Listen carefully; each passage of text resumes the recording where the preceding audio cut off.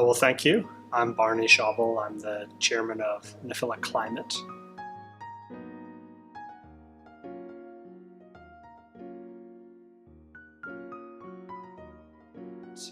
We've thought a lot about these risks. Our core business is as a risk taker in insurance and reinsurance and weather markets.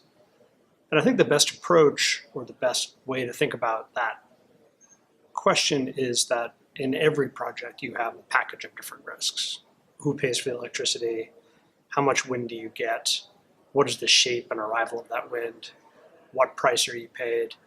And rather than simply fighting over who should hold what risk between a developer and an offtaker, or tax equity and debt, is to think about that risk as a package where there are natural homes for each component of that. Trading desks may want the power price risk.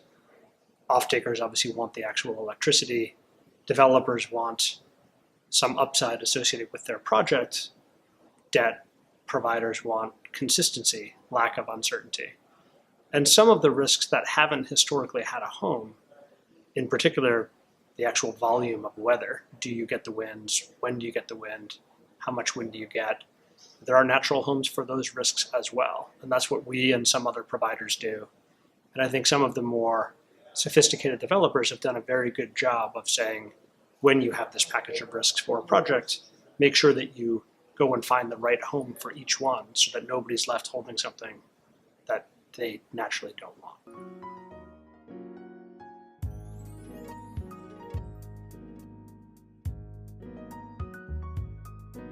So if you are parceling out these risks to the appropriate home, different people want different cash flows or different degrees of uncertainty. New financial products enable that process. Some people want effectively insurance, protection against downside, whether that's for wind or for hydro or for solar. Other people want a bounding of the cash flows within a certain range. If it's too high or too low, that causes a problem for them.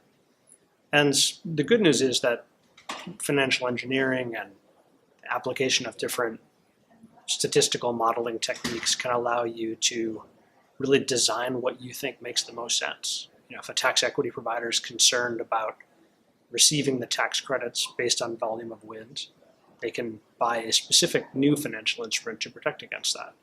If a debt provider is concerned about cash flows and how that could impact their debt, they also can look at other kinds of new financial instruments to hedge that. So the more choice and the more alternatives that people have, the more likely you're going to find the right combination of tools to construct something that works for everybody.